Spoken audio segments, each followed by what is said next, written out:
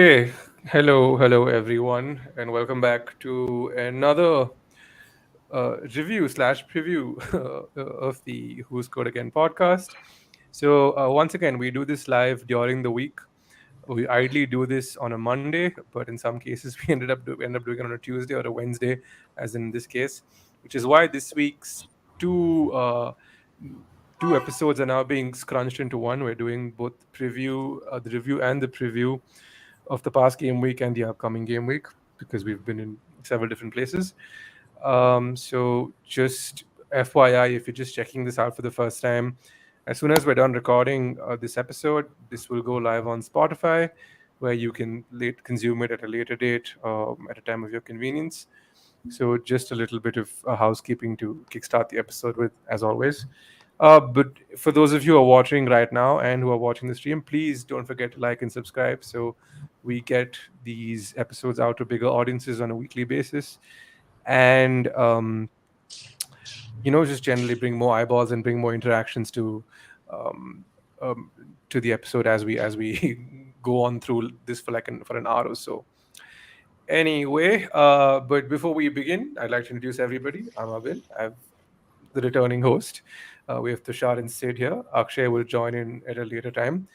And for those of you who remember, we have Vishnu, who we've had on several streams in the past, a diehard Arsenal fan, who is probably having a better start of the season uh, than the past few And seasons. most of I'd us like can to say. Well, remember for a while. yeah, it's been a while, but It has. we will get we will get to Arsenal uh, in some time because I kind of want to kickstart this episode with probably the most exciting game in terms of spectacle, or rather, sort of in terms of drama that unfolded on the weekend. And then once we get through that, we'll get to Arsenal. Then we'll get to the title of this video, the circus act that is Manchester United. R on R, I keep hearing something new, and we'll obviously want to you know give it its own time of the episode, or rather big chunk of time in the episode for it. But in the meantime, let's just kickstart this episode at Stamford Bridge, where Antonio Conte and Thomas Tuchel went head to head. Now, Tuchel has had some sort of record against Conte where he seems to be one of those boogie managers that Conte just can't seem to get the better of. And for big chunks of that game, he was not getting the better of him until two very pivotal decisions happened. But I'm not the resident Chelsea fan. Tushar is the resident Chelsea fan. So I'm going to let him kick us off because as much as it was an amazing game for me to watch as a neutral, I assume that perspective was not shared if you were a Chelsea fan. I mean, I agree with the fact that it was an exciting game to watch. Like I came in last week saying like that first Chelsea game, like it was more enjoyable to watch paint dry. But in this case, I really felt like it was such an exciting game. Like there was not a single moment of just some dead vibe or anything like that in there. Um, but having said that, it's also such a frustrating game because I was just like, can we just score? Can we just score? I mean, we did score two goals as usual. We're wingback FC. It had to be James Of and course. Cowley, which was a great volley. I think we did almost everything right in that game. We defended well. Our shape was good. We were attacking well. Uh, that one ball that from James to Havertz was the perfect ball that I felt that even I could have scored. Anyone by mistake could have scored that goal. I don't know how he missed it. I still Oh don't yeah, know that how was he. that was painful to watch. Like Yeah, especially with Reece James. I think at the time, Son had kind of been like Son had come off because he was having no like he was impact on getting the no game. space against Reece James. Yeah, Reece James had pocketed him the entire game. And then I think the second half, Tuchel said, "You know what? Run free, like you go start attacking." And what a ball! That is perfectionist, absolute perfection in Yeah, terms it of. was perfect. But I don't know how you can get such a perfect weighted ball on your feet and still mess it up. I was so pissed off. I mean, there were some other few misses as well. Sterling made a few misses, but there was nothing as significant as that one. Yeah. But of course, we still managed to score two goals. Uh, the more than the goals that we scored, I felt like the biggest factor for us was Anthony Taylor. It was not even Tottenham. I think we Yeah. controlled the game for 96 minutes. I think we had the ball. I think all our tactics were right. Hmm. The funny thing is, Tuchel even said in his interviews that we know that he's going to give more fouls. So they were training for this week, the defenders and the attackers. They were preparing for having Anthony Taylor ref the game. Oh wow. Okay. I Yeah, didn't know that. yeah, That's that's inside. the Okay. crazy thing. Imagine a team having to prepare for a ref, not for the other team. Okay, it's just madness. I'm sure Uh, like Cosmo will pull out the stat. Cosmo's in the chat as per usual. How many games has Anthony Taylor cost Chelsea? Because from the top of my mind, I can think of the FA Cup final. I can think of this fixture. Dude, I think it's been 10 years of us complaining and they've not done anything. So both that first goal, forget the Havertz call where that guy Mm. basically that was a clear Bentancur. foul. The I think Bentancur when the foul, goal right? was scored, the player was offside, 100% offside because he was blocking Eduardo Mendy's view, and he also Mm-hmm. made an attempt at the ball, and then he left it because he was offside. And Mm. it's nowhere for Mendy to look around him, or he can't make a movement till that guy touches the ball.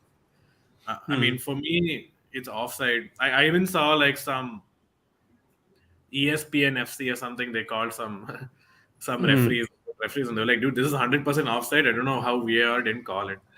Well, see, the only assumption I can like to play devil's advocate here, the only reason why I think that goal was that the first goal, the Hoiberg goal, stood was because he was far enough from like his line of sight to have made that for them to have made that No, but call. what But if no other this guy was explanation for it. offside, or what if he affected? What if he deflected it left or right? So he's not I making think the move. then, So you can yeah, I see think Mendy yeah, not making the move till it passes him, and he's like, "Oh, okay," and then yeah. So, which is why I'm trying to see because even if he played the ball there, then I think they would have had a clear case of him being offside.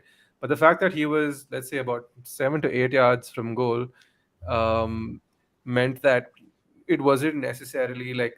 I mean, it was kind of in the gray area, which is why they let that pass. That I'm like, okay, I'm in favor of Spurs like getting the uh, rather in favor of Spurs getting the goal. But it's the second goal that really bothers me because see, yeah, so as much that was a as foul either way. Like I don't know how you can't use VAR to check that. It's just stupid. Like he there's some pulled his weird like hair or rule, something. yeah, that's not a red card offense apparently. So which is why they were unable to give that as a foul. Because if they give that as a foul, that's a free kick the other way, and because the ball's not in play, you can't deem that to be a foul. It's very strange. I don't understand it. I mean, the linesman saw it, the fourth umpire saw it, and Tuchel even says, "I'm pretty sure Anthony Taylor saw it and still didn't give it." I mean, it's there for all to see, right? It's like you have, Yeah, and I think the injustice of that kind of really rattles Chelsea in that corner, because okay, let's give props to Spurs because they had a shit game, but they just held on for dear life. Obviously, aided by the ref at some point. Um, but yeah, that but I, final I goal, also agree that the thing is when a foul's given, you gotta let like calm heads prevail. Like every time the foul's not given, everyone's Chelsea losing their head, like what the hell, and then completely losing focus. Like in the 96th minute, you can't leave Kane alone in the box in a corner. He's going to score. yeah, so Hundred the percent, he's thing going to that score. yeah, the thing Romero reminds me of, Romero's like, he gives me this intense shithouse vibes. Like if he's not your player, you absolutely hate him, but if he's your player, you will absolutely love him. No, yeah, Like Diego Costa, right? So you remember a few seasons ago, Diego Costa slaps Koscielny and then gets Gabriel sent off in a yeah. game against Arsenal. So it's just it's like it's kind of insane that like the amount of shithousery that some players are able to conjure. And I think Romero is straight up there. This is not the first time I've seen him do this shit. He and Havertz were going at it. I think he was rattling Havertz and Havertz was giving it back. And then Tuchel pulled him off because he was already on a yellow card at the time.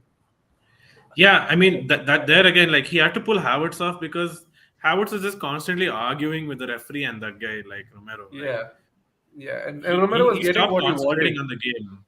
Yeah, yeah. And, Romero is and even in the getting. last corner, if you see Chelsea, Mhm. concentrate on the corner, dude.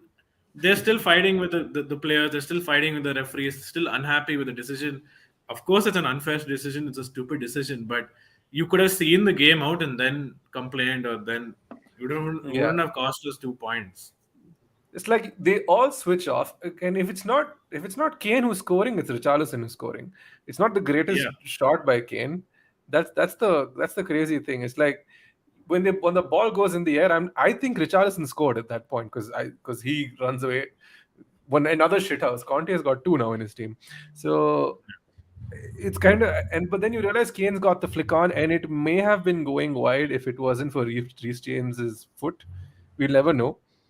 yeah, But that ball goes in. These guys are celebrating, and Romero was in the face of Reece James again, like uh, yelling at him. So it's like, in terms of a spectacle, it had everything. It had drama. It had the two managers running down the touchline, getting into an argument, the handshake situation. Like it was a proper yeah. It was. Premier League I mean, that rivalry. coach thing was fine, man. I think in the heat of a game, two coaches will fight it out and Yeah, I want to see just that. I come haven't back. seen that in years. Yeah, yeah, yeah. All I see The are drama that con. followed was just hilarious. Like Tushel's like, when I shake somebody's hand, I look them in the eye. He didn't look me in the eye. I'm so mad about that. Like it's such Can petty I jump bullshit. in? Yeah, of course, Yeah, by all means. The couple of basically 4 points, right? So the way I Yeah, see it is, I'll put my Arsenal hat on when the segment comes on, but I'm removing it at the moment as much as I please, can, please, trying to remove the Arsenal please. hat on, right? But firstly, when I was looking for this game, obviously it was a marquee game of the weekend, and the way the Uh-huh. game started off, everyone expected Tottenham to absolutely dominate Chelsea, right? In terms of the build up of the game, like. Hmm. Uh, Looking at Spurs' opening game result and looking at Chelsea's opening game result, we are like, yeah, Chelsea are in transfer turmoil, so on and so forth. And then Spurs much more settled with Conte and what they achieved the latter half of the season. But the game didn't start off that way. Just Yeah, apart no. from the 5-8 minutes, apart from the first 5-8, possibly 10 minutes, Chelsea completely Tuchel basically Hmm. outsmarted Conte here. And I don't think Yeah. that settled well with Conte when Spurs equalized. I think that was a result Yeah. of that, in the sense that if you look at the possession stats between the probably the 12th or 15th minute till the 35th, 40th minute, it was like Hmm. it, Chelsea had most of the ball, even the Spurs, they were trying to conjure up something, but Chelsea were well settled. Hmm. They knew how to react to certain situations. Koulibaly scored that.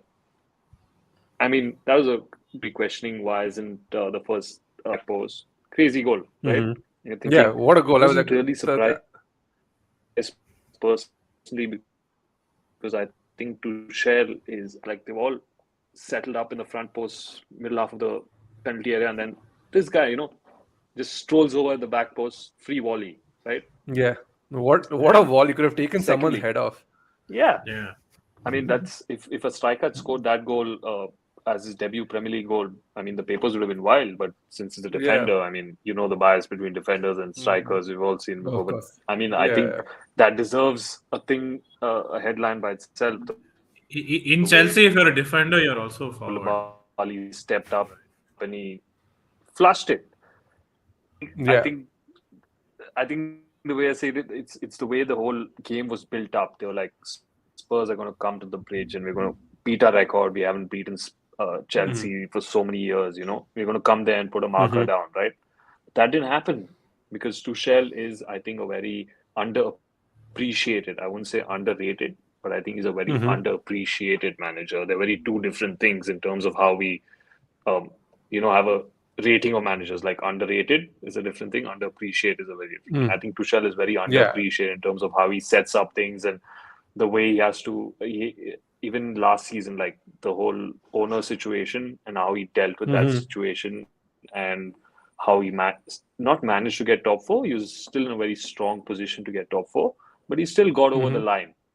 Even though at some Yeah. point, with like 8, 10 games to go, you thought, Arsenal win it, Spurs win it. There was that situation, Hmm. a couple of points Where it between could them, have. but Hmm. that's where it could have unraveled, like it unraveled Hmm. with Arsenal, right? That's why I'm saying I'm removing my Yeah. Arsenal hat right now. It unraveled with Arsenal, but it didn't unravel with Tuchel because he's had that experience of Hmm. managing teams at crunch moments and managing them and what's required at that point in time. It doesn't matter what it takes, right? And Hmm. what I didn't like is that there was this moment last season where there's a Twitter reference, right? So I saw this video where you referenced it earlier. Tuchel basically didn't look at Sean Dyche's eyes. He didn't look into his Yeah. eyes when he had a Yeah. draw at Shook the his. bridge, last season. Yeah. He didn't look at Yeah. it. He didn't look at his eyes. So there's Yeah. no Romeo Juliet going on there. So it's easy to get caught up into all that. But I felt that Yeah. Spurs actually deserved a draw because Mm. they really, it's a step up. It's what Spurs have been missing for a very long time. They've been missing that character that gets them together, that that takes them to the next Yeah. level. And I think it's good for the league. Like it's good for the Hmm. league where a manager comes in, he's trying to change the culture, he's trying to, bring something new. So I think in that Hmm. sense, it's a proper derby. It's not Pochettino versus the rest. The That rest, yeah. Battle of the It's. Bridge was in a completely different context. Hmm. That was There's a very couple much of like holes to the. pick in. Yeah, Yeah, that was at least the Pochettino Battle of the Bridge was definitely was more the underdog because at the time Spurs very much were underdogs. They were that team that had discovered like Gareth Bale had just I think this was what 3 seasons removed from Gareth Bale's departure, and then you had Pochettino who had come in I think 2 seasons prior, and then Kane had burst through the ranks.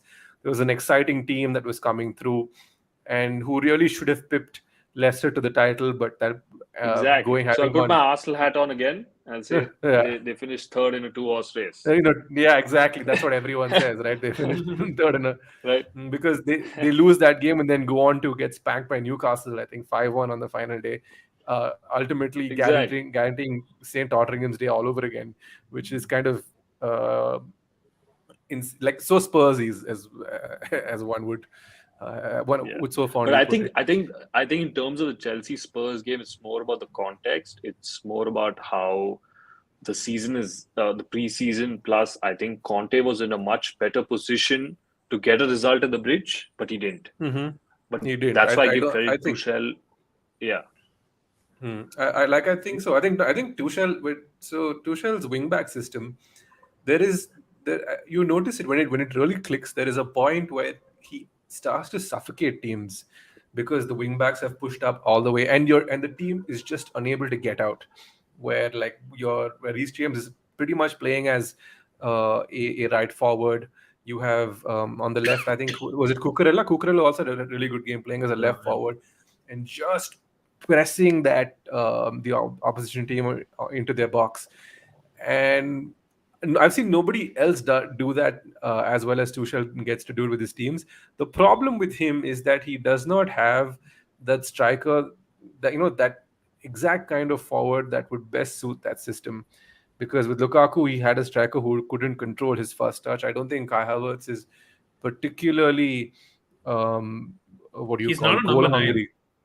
He's not. He's not number nine. He can't hold and up we play. need a number He's nine, and we've needed it for years. Like we've not got a decent number nine for years. I think. Yeah, I think ever since what Diego Drop Costa left, Costa, you've yeah, got I guess. you've had that issue.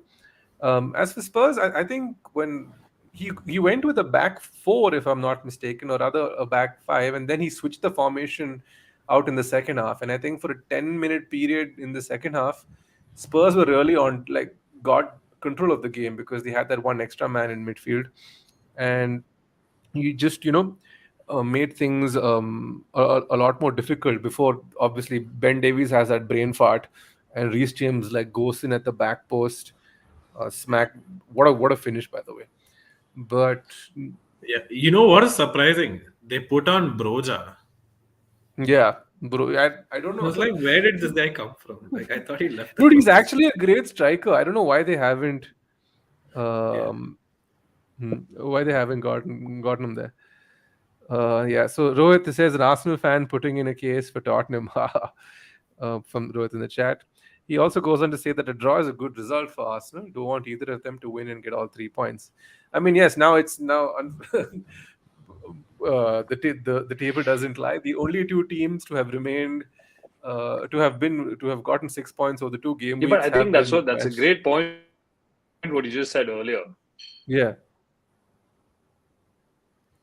Yeah. I also agree I, that I think going into this you know game, what. like, yeah, sorry, go Hmm. ahead. Yeah, I think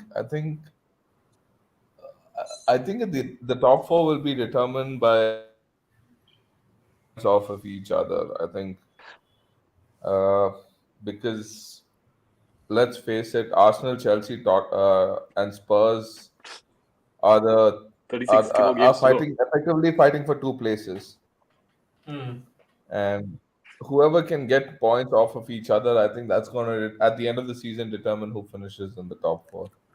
I actually Yeah, would not. but still, Uh, like, so actually, all the pundits were giving Tottenham an outside chance to get into the top two. They were like, if we had to choose other than Man City and Liverpool, maybe Tottenham. But after this weekend, I think they've bottled even that opinion of them. Yeah, for sure. Like so, uh, I mean, I never had Gary Neville is Tottenham a in the prime running. Like example of that. Backtrack. Yeah. I never had Tottenham in the running. Tottenham, I mean, once a bottle job, always a bottle job. It's in the DNA. It's like City and PSG in the Champions League. I'm fairly certain they're going to come back and bite me in the ass at the end of the year. But uh, I mean, they don't have the pedigree to win to win the league. Oh, you bring Pep. I still don't think they'll win the league. It's I just think. that Yeah. I Go on, don't know. sorry. Tottenham are finishing. I mean, best case scenario for Tottenham is third, like absolute best case scenario, not higher than that. But Interesting. having said that, I think. I mean, see, Liverpool still hasn't clicked as yet, but I'm sure we'll get to them soon. But just one thought of out from this game that I felt like I barely watched a few minutes of the game. If Tottenham, like Vishnu just said, if Tottenham was so ready, they should have got all 3 points at the bridge. This was one of the very, very, very, very few times that Tottenham were better prepared, were the better team at the bridge for a very long time now. Going into the game. Going into the game. Going Yeah. Into into the the game, game. yeah. Yeah. So It's a very so long that's time. Even Spurs were looking as favorites going into the game, saying, yeah, Spurs are actually ready for the season, going into an early season London derby, especially at Chelsea. but you know Knowing what they what's say about happened. derbies, And they right? completely fell flat. Yeah, So but what they it's that's what I felt. I mean, Spurs actually were well prepared, but I felt Tuchel actually, he man management was like. better on the day. Tuchel's Oh yeah, man he really management, did. the way he set up the team, and the way he, dominated the game, uh, most of the first half and majority of the second half, apart from the two goals that Spurs scored. I think Mm-hmm. Tuchel really showed why he's won the Champions League and why that wasn't a fluke, even though most haters will say, it's not a fluke. You win the Champions League, it's a Champions League.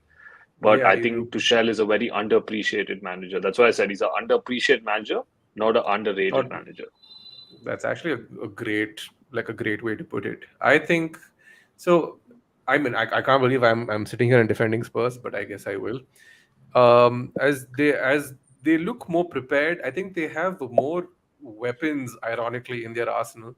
So it's kind of funny that the people who've been bailing them out of these games. I mean, we do know Kane scored the equalizer, but Kane looked very off it through the game, missed an absolute sitter that he would put away 9 out of 10 times in any other part of the season. Son looked anonymous. Son's looked a little off the boil since he came back. So it remains to be seen how long Conte is going to persist before he ends up dropping him to the bench for a couple of games and starts playing Richarlison there instead, because Richarlison is pure havoc, right? He's that wrecking ball that you're going to throw in. I don't see Spurs winning the title, but I think more than them being more prepared for the season, the lack of Mane being around for Liverpool, and just generally the injuries that have been piling up there. Fabinho, we'll get to Fabinho, we'll get to Liverpool and the Crystal Palace game, because even then Luis Diaz had to bail them out with a wonder strike.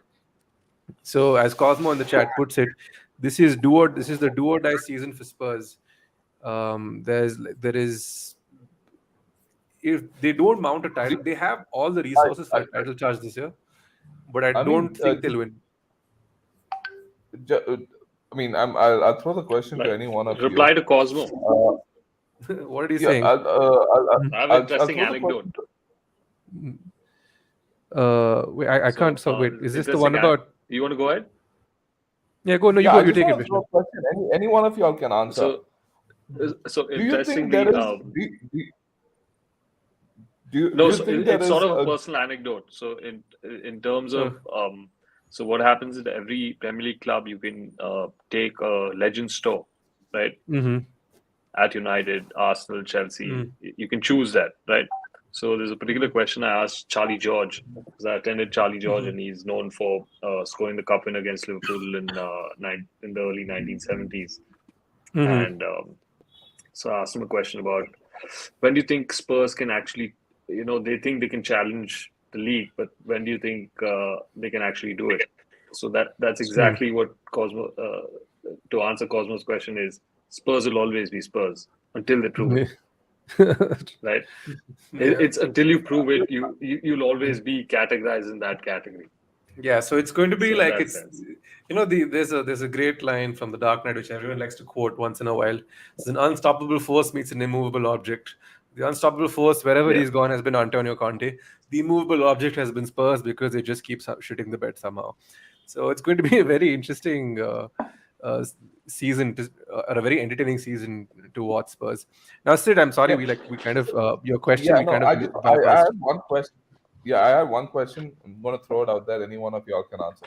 Do you see any holes in that Spurs in the Spurs starting 11 or bench? Like, do you see a place where it can be exploited? Like, I mean, if you look at Manchester United's team, you can see a hole straight down through the spine, right? Like, you can literally rip apart the carcass. But do you see any shortcomings with the Spurs squad at the moment? Like, can you point at one thing Um, and say maybe? at right wing back and at center attacking midfield. They don't have a center attacking midfielder who's able to orchestrate games. They have two destroyers in Bissouma and Hoiberg. Hoiberg, I would say, probably more of a sitter, more like a deep lying playmaker, but they don't have that Delhi Alley from Ericsson, 2014 like 15. Ericsson. Ericsson, yeah, Yeah, Ericsson's the Ericsson. best. Yeah, Ericsson. Yeah, they don't have that Christian Ericsson in the squad, which would But have been really great. don't you think?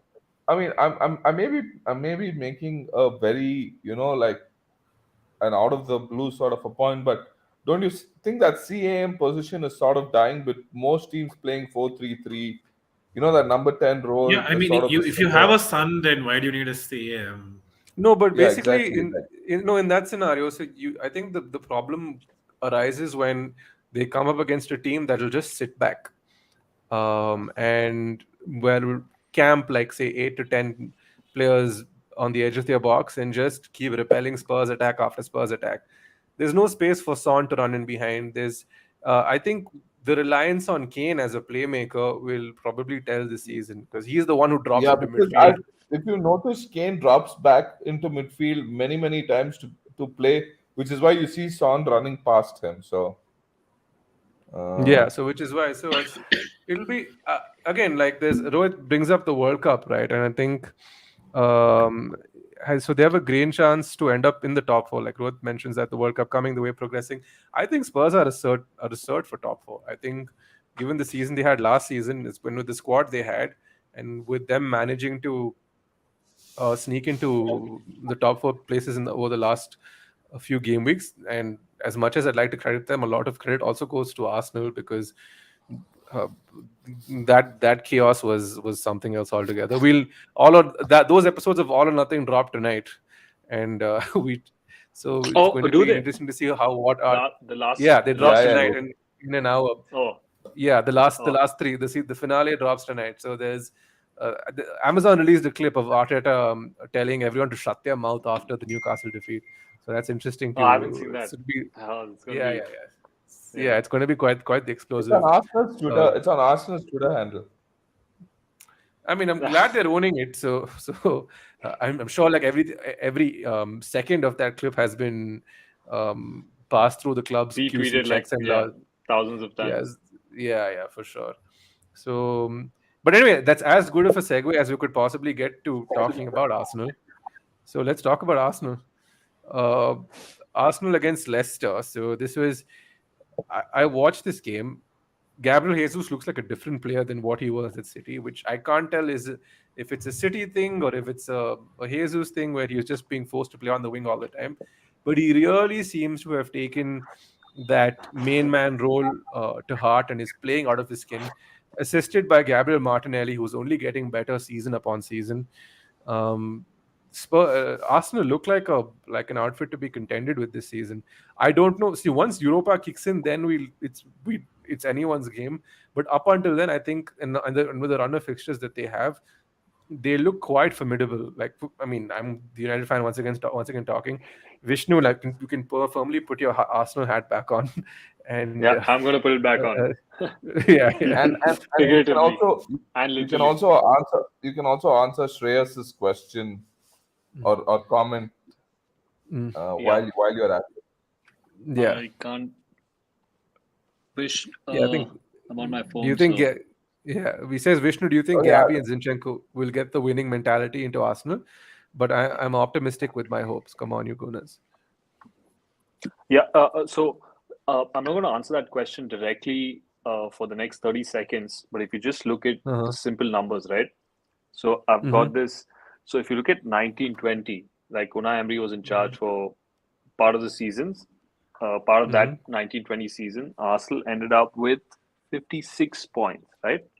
Mm-hmm. The next season, Arsenal ended up with 61 points, Mm-hmm. right? And Mm-hmm. last season, Arsenal ended up with 69 points, right? Okay. So everyone is actually last season when Arsenal didn't finish in the top four, everyone criticized Arteta saying, "Where's the progress? Where's the actual?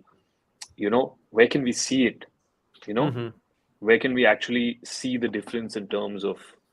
So actually, in terms of the numbers, there's actually been a difference.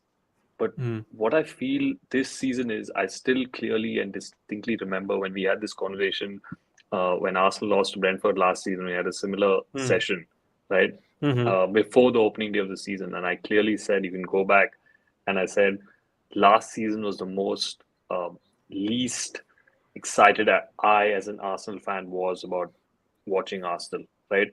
But Mm-hmm. in terms of Arsenal this season, I like the thing about watching football is it's about if I'm putting on the telly, Arsenal are playing, you know, that first 20, 22 minutes against Palace and Mm-hmm. that first 30 minutes against Leicester, that was like watching, you put on the telly, I don't care who's playing, that's good football. Like that's Yeah. entertaining football. It's a feel good Mm-hmm. factor. You know what I'm saying? There's a distinction about last Oh, season and I this am season fully where, aware. Like I am yeah, fully in aware. the sense that there's a very in the feel good factor of looking forward to watching your team. Like I'm looking forward to Saturday now. Like I'm looking forward to like how can they correct their mistakes from Leicester? How can they correct their mistakes? And there's a really different feeling around the club, which wasn't the case from the 1920 season and the last two seasons, right?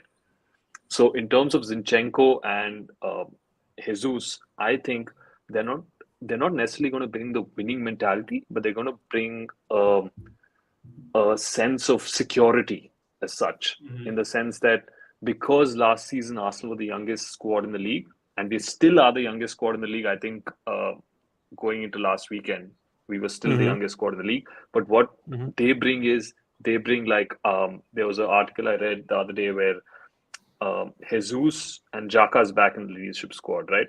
Why is Yeah. Jesus there? Because he trains that way. There's a certain example he sets while training with the youngsters, and there's a sense that Martinelli, with his Brazilian roots and the way he's connecting to Jesus, he's bringing a sense of like freshness. He's like, Yeah. and if you've watched the first few episodes of All or Nothing, there's a segment where uh, Edu says that Martinelli trains like it's his last day, Last game, yeah. right? But Yeah. we are seeing it in result in this season, like the first two games of the season. We didn't actually necessarily see it until we watched the show. But he's been doing that.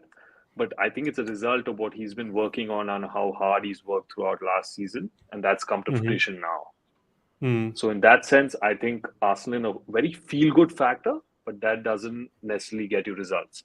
So Yeah. I feel still I think we're still 2 players short, especially one in midfield, one in defense, centre back and midfield. But I think what Arteta has been able to do is he's been able to conjure up something. Like there's a certain sense of freshness. There's a certain sense of you're looking forward to it. Like even Yeah, as a new exactly. team. I feel like there's Yeah. at the because the football, like you mentioned, is a far cry from what it was, let's say, last season, where Arsenal when Arteta first came into Arsenal, everyone thought he'd adopt the Man City philosophy, but he was anything but. I'd say if you were to akin his early Arsenal days to any other team, it would probably be Atletico Madrid, where he would just absolutely like shut teams down, and then with one quick counter attack, hit teams on the break, score, and that's kind of how they ended up taking the FA Cup final as well. If you like, I mean, you would know, right? And that style of play has evolved progressively. Now they are definitely a more high pressing unit. I think Shaka's moved up the pitch, so he's playing almost as a center attacking midfielder. Zinchenko has been much needed cover. I don't think he's a better left back than Kieran Tierney, but Kieran Tierney can't stay fit and has just had a season-ending knee injury because he fell in the showers, which is as bizarre as it could possibly get for the poor guy. And I mean, you've got like your midfield pivots who I'm not particularly a big fan of for obvious reasons, but he seems to be like orchestrating play. You have Saka, who I quite like, Gabriel Martinelli, who I quite like as well. Odegaard, this really is the season for Odegaard to really come into his own. I have hopes for him this season. Jesus, I think, is dependable, but you are going to need more cover. I think that's a position that possibly needs cover because Jesus has had a few niggles in the past, and I don't know what the Europa League schedule will do to them because we don't know. Like, and by then Arsenal may have already built up like a safety blanket of a few points. So that But I right mean, now I think and Ketia But is half decent as a I striker, mean obviously. he's not. I mean he's inconsistent, and I feel like every great team has like four striking options that that they can rotate. I don't think Arsenal are there yet. I think they're recruiting very smartly, if you ask me. It kind of like it boggles the mind as to why Man City are selling Arsenal their players. Do they feel like they're not there yet, or it's a long term bet that may not pay off? But in terms of um, like a team that's definitely on the rise that you can see active progress in, it's probably Arsenal. I think the game everyone talks about the Chelsea 4-0 and the other games. The game that I've seen up until more recently was I'd say one is the Leicester game where Leicester scored and both times they responded in within seconds or within minutes. Obviously, you have Ward palming it out into the path of I think and everyone I think everyone misses out is the VAR decision that went for Arsenal, right? yeah. There's that penalty incident if you watch the Mhm. game, and it could have very easily, split second here and there. It could have been Ramsdale with the headlines giving him a soft Yeah. penalty, right? That's what I'm Yeah. So saying. you But coming back, I feel if you go back to the 2021 season where Ole finished second, if you look at the winning number was 86, right?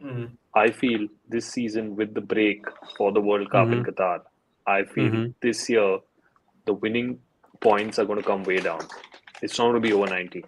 Oh, for sure. I think I don't think it's going to be over 90. I don't agree with that. I think City is hitting another 100. If not 100, they're in the 90s for sure. For sure. why do you think that? There is no stopping them. I mean, oh my God, that City's gonna win the league by April. I'm a little like the way they camped Bournemouth in their half and just peppered them for 45 minutes. Bournemouth couldn't step out of their back of their final of their own first third, Final- like City's yeah. final third. Like The they final third, couldn't yeah. step out. They had 11 men behind the ball at one point, and not at one point, at one. At all times. Maybe it was a 15-20 minute spell where there were 11 men behind the ball, and City kept peppering them. It's kind of scary because this is a game where Haaland, I think, had 8 or 9 touches of the ball. Didn't really get into onto the scoring sheet. And see, purely from an FPL perspective, like I wanted to strangle Phil Foden because Phil Foden breaks into the box. Really should be squaring it to Haaland, who has a tap in but refuses to do so. But Haaland still managed to get an assist, and this is without him getting on the score sheet. Kevin De Bruyne, oh my goodness, those Bruno comparisons can go take a hike. That foot that finished from the outside of his foot, oof! It was a thing of beauty. So I don't see anyone catching them honestly, and I think because of the December break, I've mentioned this on previous episodes, that Pep is going to try and get himself a nice cushion before everyone bounces for the World Cup. Haaland is not going. And neither Haaland is is not Salah. playing, yeah. Yeah, so we don't know what's going to unfold. I don't know if City. I agree with Vishnu. I don't think City will crack 95 points, or 90 plus points. But I think they'll be in the high 80s for sure. No, I mean, see, for them to drop 30 points means they have to draw. I mean, you have 120 points at the start of not 120. How many do you have at the start?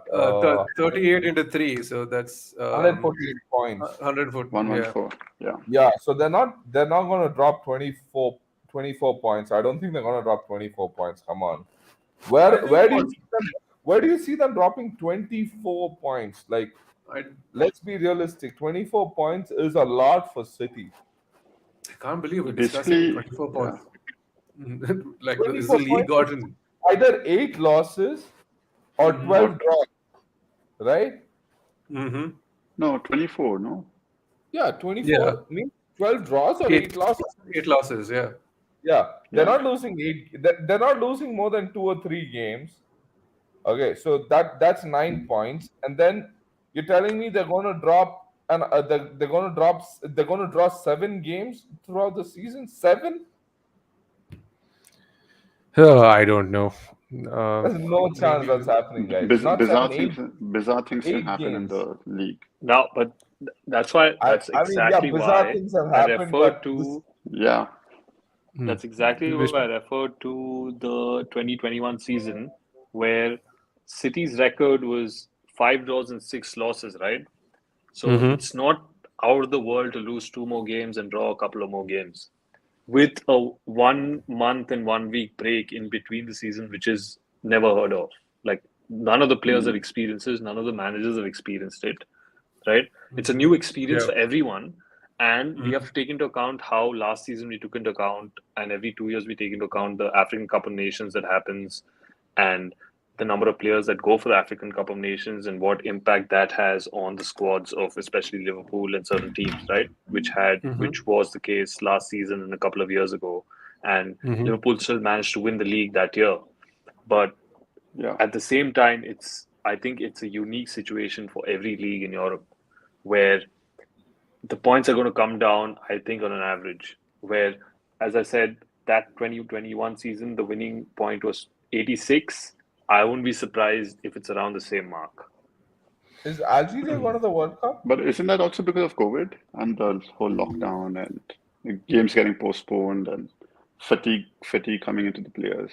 No, but I'm only taking into account in terms of international tournaments that I'm taking into account that factor itself. And if you look at previous seasons as well, right? It's not consistent that teams get over 90 points. Like the year Liverpool won it, they got 99. City got 81, right? Yeah. They didn't even cross 85, right? Yeah. So So, yeah, so what I'm trying to say is, if you look at last season, where if you're looking at Spurs, they've got 71 points, and that's why I said Arsenal got 61 points. You got to make a jump of at least 6 to 9 points to make the top four or be challenging for in, let's say, March, April, right? So that's why I feel this season a lot more teams are going to be challenging till March, April, but not come May, depending on what happens at the World Cup and who's available. So you're and saying, on so you're and so forth. saying March is the time of the month where the time of the season where things fall off spectacularly. Yeah, I think this season is going to be much later than compared to earlier. Yeah, In be terms of interesting number to of teams definitely. that are going to be challenging.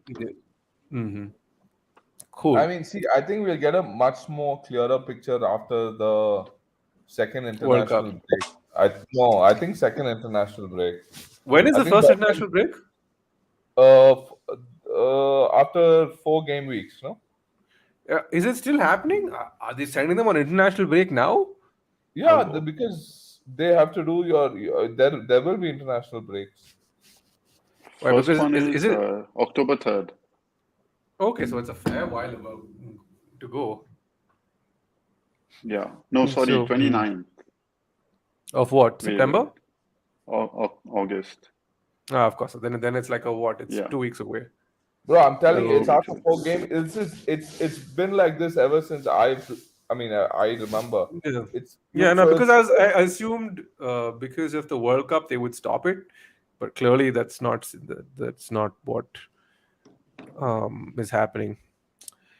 But I Okay, guess they but have to we prep for the World Cup also. I think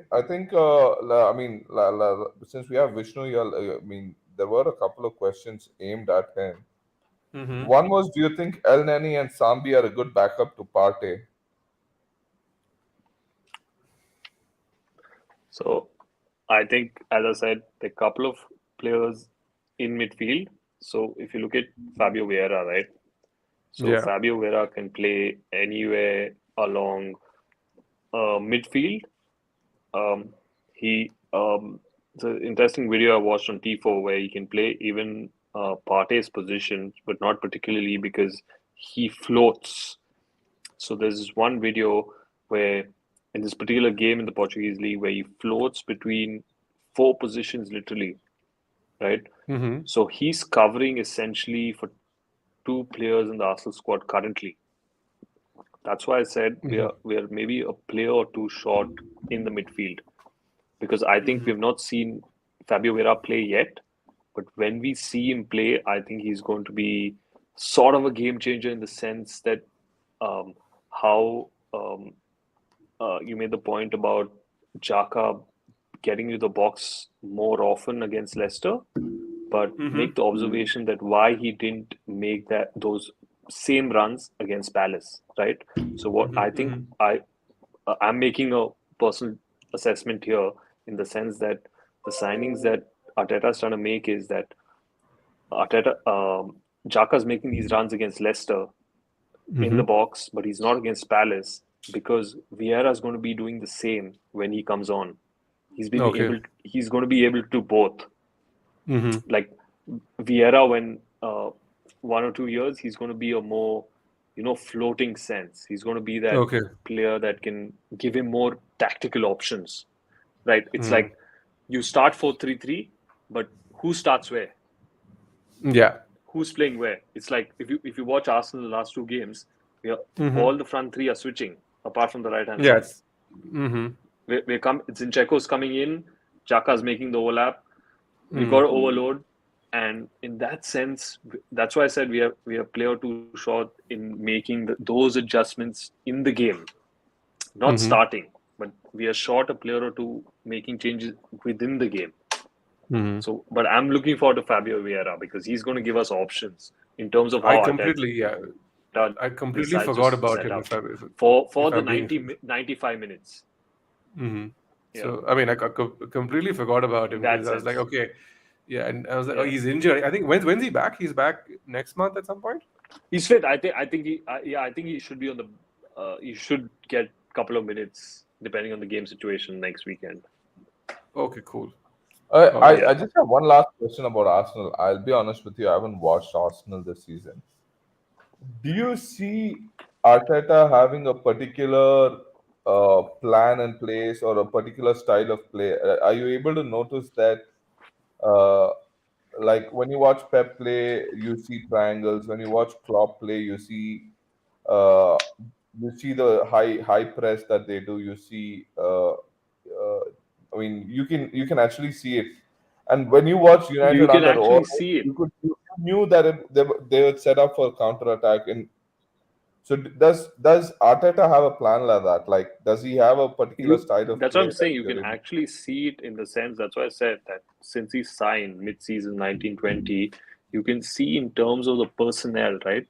You can only play a certain way of football or a certain style of philosophy only if you have the personnel and the personnel are willing to implement that style on the pitch, right? Mm-hmm. So There's what is there's like a three, What is four, Arteta's style? five-prong process to that, right? So, but with Arteta, why we're noticing that in the first two games is because he has individuals who are actually implementing what they're training for. I'm hoping during the week, which we Mm-hmm. saw. That's why I said if you go back to the couple of sessions we did last season, I predicted that Arsenal are going to get a few positive results and then go down the run 3, 4 games and then come back up. And that's exactly Mm-hmm. what happened in the latter Mm-hmm. half of the season, the last stages where we lost those three games, Palace and couple of games, and then we couldn't recover. I mean, we Mm-hmm. beat Chelsea, we beat United, and we had a couple of positive results. But I feel this season is going to be more consistent. Like Mm-hmm. it's because he has the personnel to implement the style of play that he Style wants of to, play, and the huh? players are willing to do that. Yeah. That's why he shipped out Aubameyang. That's why he shipped out a couple of players, Mm. Pablo Mari, Bellerin, all the deadwoods out. You know, Mm-hmm. that's you had to do that like a couple of seasons ago, but he's actually taken the Yeah. I mean, this is the right way to do decision and things, he's in my actually opinion. made it. Yeah, Mm. And I think At in least terms we yeah. of have some. You take it all or nothing. I feel that Mhm. one thing is that everyone said after that, a bad decision selling Aubameyang. We were 1 point away from qualifying for the Champions League, right? If we had qualified for it, if right, all Mhm. that conversation would have been out of the window because we had qualified for it. He took that risk. It didn't pay off, but it's paying Yeah. off in terms of how we are playing and the feel good factor. I feel that's a bigger thing to focus on, not individual aspects of what he tried to do or what he's trying to do and all that. Mm-hmm. So I mean, I think in terms of an outfit right now, Arsenal are one of the better, well-run clubs.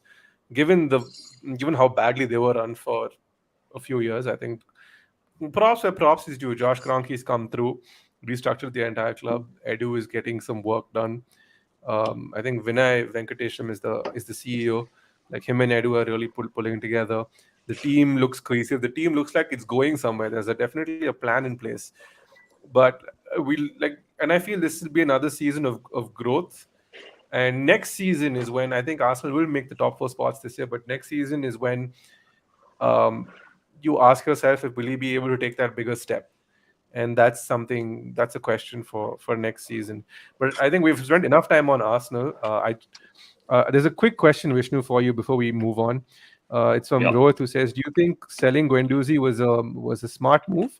In my opinion, he could have developed as a great backup option in midfield." Um, Yeah, but I think going back to Guendouzi's and Aubameyang situation, right? So if you look at the commonalities, it's like laying down the law, right? Imagine uh, you having how do I use a common analogy? It's like you're being in a particular class and someone Mm-hmm. lays down the law, right? You're like, this is the Yeah. way the class is conducted. This is my Mm-hmm. philosophy, and we've got to do this to achieve this, right? So I feel Mm-hmm. with Guendouzi was the start, and Aubameyang was the result, was the end game, right? If Mm-hmm.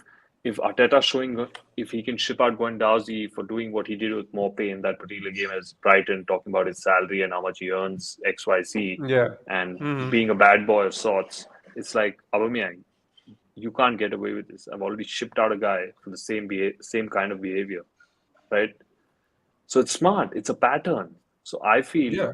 what Arteta's done is he's not being wholly inconsistent with what he's done so far, Mm-hmm. being at Arsenal. He's being fairly consistent. Few inconsistencies because of the results he's got, but if he had got the results, he would have been seen as being consistent. It's a So two-edged sword with result. It's a results game. yeah. So it's how you see it. But I feel So I mean, what he did with I Guendouzi. yeah, it was definitely the right thing because I think Windows is at Hertha Berlin right now, and I don't think he's really pulling up any trees. Aubameyang is trying. They're trying to offload him to Chelsea right now in order to make wages.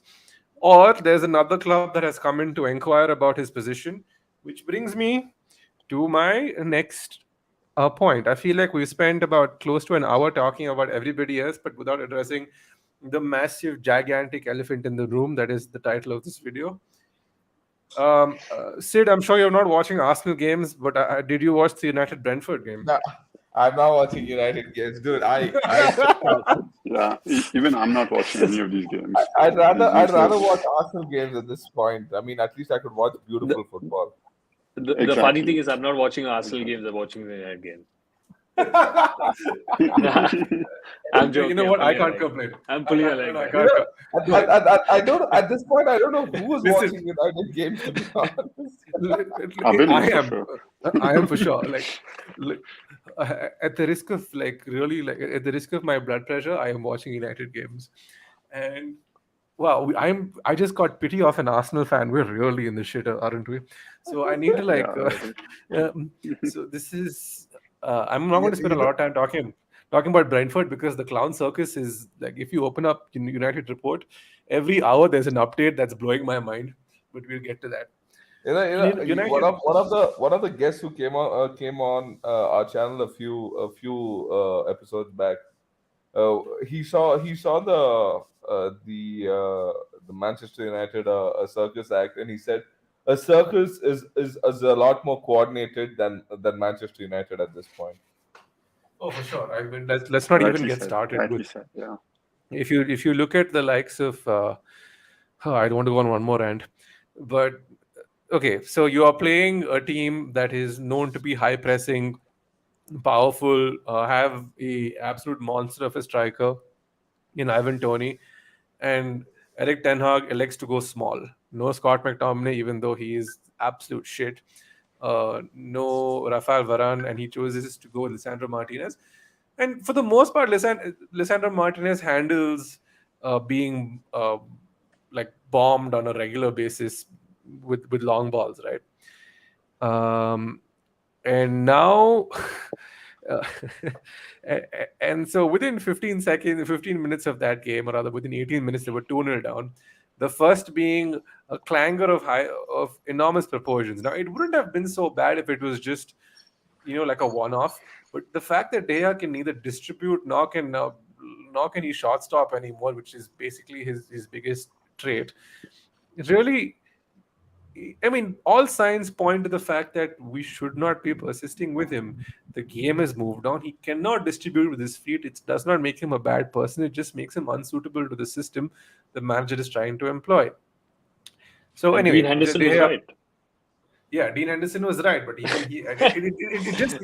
just made things worse, didn't it? The fact that like De Gea lets in 4 against Brentford with the clangor, and Dean Henderson saves a penalty against West Ham with Forest. It just made things so much better.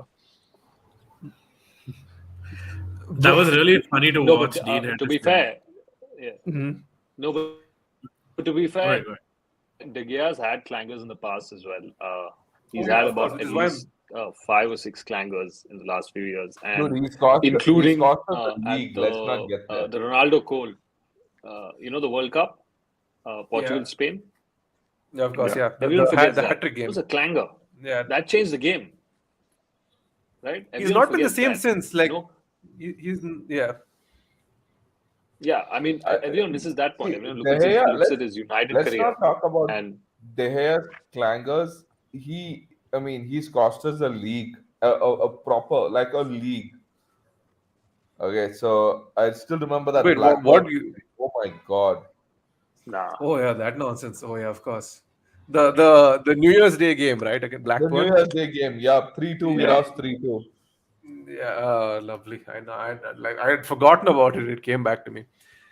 Okay, Uh, anyway, But it's I better. think It's you know better what? forgotten. I think we've done a lot of rants on United. Uh, Honestly, if ETH has to try, I hope he doesn't try anything stupid with Liverpool. Just stick to. I mean, be pragmatic against Liverpool. Don't try anything funny. But one thing I would probably do is play play Martinez in midfield, play Varane and Maguire, play Martinez and Fred. I think he's dropping Maguire for this game. He It's going to should. be yeah. So Lindelof. there have been reports coming out, um, like United is like one loss and the leagues come out in full force. So Sid, I'm unsure if you know who United's new top transfer target is. Mm-hmm. Yeah. So they're looking to reinforce their midfield, right? With Mm. Casemiro. Yeah, with an 80 Yeah. million euro bid for Casemiro. 30-year-old Casemiro, and they're going to double his wage to about 320K a week. They I had a like how. bid. I mean, No, like how are we it even gets. But thinking he's oh my. already said no. He's already Yeah. said no, but He's already said no. Did you read what was the latest? I mean, they're trying to go for Aubameyang. yeah, I just mentioned They're that. trying to So go for everybody. Yeah. no, they Aubameyang, had Vardy. 100. Yeah, they had Pulisic, a they want Pulisic. Pulisic and Pulisic. Shaw from Chelsea on loan. yeah. So okay, this boggles the mind because okay, the one smart thing they've done since all of this is that they refused to give Adrian Rabiot his money, for which I am so grateful. I'm like, okay, I did not want to see French McTominay in midfield again. But they had a 130 million euro bid turned down for Joao Felix as of 2 hours ago. you you can't make this shit up. Like I was running through a United report, and every hour there's somebody else. Real Madrid believe United will offer Casemiro double his current salary on a 5-year contract. Madrid do not want to sell Casemiro, but the ball is in the player's court. The proposal that MUFC are offering Casemiro is dizzying. Casemiro has no intention of leaving Real Madrid, and the club do not contemplate a departure. Madrid haven't received an offer yet. There are so many conflicting reports. Why would he Madrid? But he's a Champions League winner. I think he's a 4-time Champions League winner or 5. I don't know. Mhm. They're gonna win the league this season. There's no two ways about it. Which means another winners Why medal would he round come? is Yeah. hitting. Why the bloody hell? Why? I don't know why he would leave Madrid. I don't know why would any player want to join United at this point in time. It's a it's worse than a fucking circus. I mean, those guys are not clowns anymore. They're like, I don't know what to say. Like, I think Yeah, Gary Neville I made kind a of agree really with good that point. because I I feel think like United should have finished their business before the start of the season. If you're going to lose 4-0 to Brentford, then Rabiot's mom is obviously going to tell him, son, please don't go to United. This is not no, good for I you. mean, you know what? I think like Gary Neville made a really good point on Monday Night Football where he said like at a certain point you can't blame the players anymore. You have to blame somebody above the players. And he made a very good analogy wherein like if you're in a government school in England and the school's not performing and a lot of students are failing, at some point it's not the students, it's the teachers and the headmasters and the Exactly. people above them who need to be looked at. And at this point in time, I think everybody knows. I mean, the players, whether they're giving their 100% or not, I don't think that matters anymore. It's the people above, and by above I don't mean Ten Hag. I mean people above him. Above I all of them. I'm But I really want to know what they spent the summer doing. Like I genuinely either so all of these signs, the fact that the Glazers are kind of not spending, indicate that there is a sale coming because that's the only explanation. Guys, I know there's a lot of comments in the chat about United's plight. I know you guys want to make fun of us, but I'll get to that. I apologize. But in the meantime, I just wanted like so the only I reason mean, for dude, even if the Glazers didn't spend money where they put in, they still spent like a billion euros or dollars Those, on those, players, and they they bought haven't, players. they haven't put their own money in. That is money Fair that enough. was Whether earned it by comes the from the club. players or the No, club, you still spent $1 billion. yes, it doesn't, but it's not money from the owner's pocket, right? We have it was I'm money saying that you was still earned by spent the. $1 billion in the transfer market without any clear plan. Your recruitment is shit. Yes, yeah, it for is. Your sure. I mean, spending is the I'm not trying problem. to. The recruitment has been awful ever. I mean, even during Fergie's time, the recruitment has been awful. Let's face that. I mean, we have been really, really bad at recruiting players. If you start from the Fergie era, I can probably name maybe 8 or 9 players who have been top class with respect to recruitment. Apart from that, it's been either homegrown players who have been bailing United out, or it's been Sir Alex who's bailed United out, and that is about it. Our recruitment from day one has been shit. Like it's No, I'll tell it's you not. this. What has happened is so. What generally keeps happening with this stupid team is that chief negotiator in charge is at the end of the day is Joel Glazer. So, and he tends to take his time with transfers. He believes that he's going to get the job done. Invariably drops the ball on all of them. Like we had Tony Cruz in the building for God's sake, and they said, and David Moyes and him some stupid situation there. Thiago, they said no. Hakimi, he said, I don't know who you are. Darwin Nunes, he said, oh, um, We'll sign you in what the do you call it? summer. Yeah, we'll sign. We'll, Haaland, no, dude. so, Haaland, they yeah. said no. No. Haaland was see. Haaland is the one I can actually be okay with because they said release clause and United told them to fuck off, which makes sense because I mean it hurts now that because he went for 52 million to to Man City, but it's just like I think Ferguson, because of the manager that he was, kind of papered over so many cracks just to keep the club competitive. He's like, okay, fine. What can I do? I can scare the living daylights out of my current team, uh, basically retool it here and there to make sure it's competitive. But when you remove that lint, that Jenga pin that ultimately sends the entire setup falling down, this is what happens. You have an incompetent structure that is so badly put together that is going to fail repeatedly before they end up getting things right. And I don't think by the time they ended up getting things right, United are going to be finishing between 10th or 15th. Like judging purely by what I'm seeing this season, I don't see them getting a win for the next 6 to 7 games. I genuinely don't know what they're going to end up doing. Stupid idiots. Dude, under Sir Alex, it was a house of cards. The day he left, the cards collapsed. It's plain and simple to see. I mean, when I look back at it, uh, I feel like first of all, I think when did they come in? 2004. The Glazers came in. yeah, I think 2004 or Oh, 5, if I'm not oh wrong. 05, oh 05, oh 05. Oh That five. stupid Okay. horse bidding bullshit. I blame Ferguson for all of this. So when they came in, until today, they have pocketed $1.3 billion themselves alone, pocketed, right? In Mm. the 15, 16 years that they've been here, 17 years that they've been here, they've pocketed $1.3 billion, either by some way or the other, either through dividends, paying themselves dividends, or through what do you say, taking debt out of the club in any which way, any which form. They've taken $1.3 billion, and you just look at Mm. Liverpool, Chelsea. I mean, sorry, City and Chelsea. It's the exact opposite, where the owners have put in billions of dollars into the club. I think that's there to see right now. And see, nothing happens overnight. It all takes time, whether it's a good thing or a bad thing. Like Vishnu is seeing with Arsenal now, they persisted with Arteta. They gave him the signings that he wanted, or at least a few of the signings, and now you're seeing it. You're seeing the result. 3 years later, you're seeing the result on the pitch.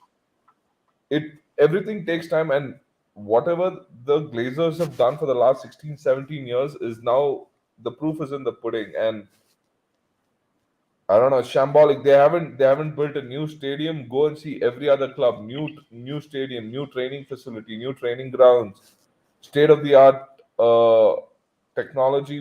Like the Spurs stadium. Oh my god, that stadium is insane. Yeah, it's really, really amazing. And we still play in one dilapidated Old Trafford that was built so long back. It's just mind-boggling how we even call ourselves a big club anymore. We're not a big club. I don't even think we're as big as Newcastle at this point in time. Yeah, Newcastle Yeah, but I probably think with United, bigger it's than a us. case of, everything has a life cycle, right? You can't be on top forever. Yeah, It's a Vishnu, I'm not cycle. saying Vishnu, but I'm It's not saying that I'm it's not saying we should it's be on top. a Like what I'm trying to yeah, say but what I'm is, saying is everything. It's a cycle. So never discount United because United is an institution. I'm not discounting it, but how long? See, even Newcastle was an Right? institution in the Premier League, right? Never. They were. At one point in time, Alan Shearer chose to go to Newcastle over United because Newcastle was challenging for the league at one point in time. They were. Let's not. Yeah, but it's only Kevin Keegan, and then they fell. There's one season against Blackburn, and United, and that's it. Like I Yeah. mean, So what I'm trying to say is, with United, I think everyone is just they've just got used to seeing United win because it's since 1992, United are the poster boys or the poster for club the of the Premier League that Mhm. you expect United to be there and thereabouts every year, but that's not how it works. It's I think everything goes up, everything goes down, and I think it's a cycle. Like I think everyone's that expectations should also tone down a like be bit in tampered. terms of how So yeah, it's like so economics, right? It's like an yeah. economy. It's like So basic economics of how an institution works. so but you United know what? basically. See, there are certain companies that when they're on top, they like to stay on top. And I don't know if you guys managed to see this tweet, where From Toto Wolf if is any of talking you about follow Formula One, Toto Wolf uh, talks Yeah, about yeah, the Toto Wolff talks about how he saw Manchester United, how he read and saw United's failures and made sure that that does not happen to Mercedes. But if you're following Formula One at this point, Mercs don't have the Mhm. best car. For the last 8 seasons, they've had the they've best had the top. cars. They've had the top. This Yeah, the season, top car. they have like maybe the third best car, but apparently he reviewed what's gone wrong with United and didn't want to do the same thing. That's what a winning team does. That's what is elite mentality. You learn from somebody else's mistake. You don't commit it by yourself. Yeah, but I think United is such a big institution that everyone, when a certain organization is that big, everyone wants a piece of it, right? And I Yeah. think that's what United are going through. In terms of you look at Ed Woodward's reign at United and the people who he hired and what he wanted to achieve, everyone wanted a piece of it, right? It's not necessarily Mhm. for the greater good of the institution or the club, right? Yeah, But that's why I felt Ralph Ragnick said how it was, right? Everyone forgets. He said a couple of things that basically defined what the club's current status or current structure was that there are a couple of things going on in the background, right? I'm going to Mhm. say these things and I'm going to probably be sacked for it. And that's what happened. But No, but they didn't yeah, want to and swallow he the was pill. right. Yeah, he Yeah, he was was right right. for, But that's about exactly what I'm absolutely saying. You got to everything. swallow the pill. Like what I feel is that the club itself are not willing to swallow the pill, saying we got to start from scratch. They're like, we're Manchester United. We can't be wrong. We can, yeah. But I'm saying you got to be you have to swallow the pill before you restart, right? And so yeah, in the that's sense exactly that the problem, right? so the Mercedes example you gave, right? I want to Mhm. complete this point because a lot of people don't understand when Hamilton moved to Toto Wolff's team, everyone questioned him. He said, "Why are you going? Why are you going to Mercedes? Why are you going to Toto Wolff? Right? That's a big risk. Like they have no history of winning for the last couple of years, but he took the decision of going with the culture and what they were planning to do. It took him 2.5, 3 years to win a title. Everyone forgets that, Yeah. right? With the F1 analogy, he went Mhm. there, he partnered Schumacher in his final year in 2013, and then he partnered, I forget the last person he partnered, and then he won with when Rosberg joined. So it's like a process. It's like a 3-4 year process, Yeah. right? Yeah. So it's like, but United are not willing to swallow the pill. They're not willing to accept that we got to start from scratch. No, I feel like with Ten Hag, they decided to do that, but and the PR machine was in full effect. Oh, this person, that person. But you That's need what to Roy give Keane said exactly. yeah, and then you like this is the biggest case of letting a man hang out to dry. I've never seen this happen.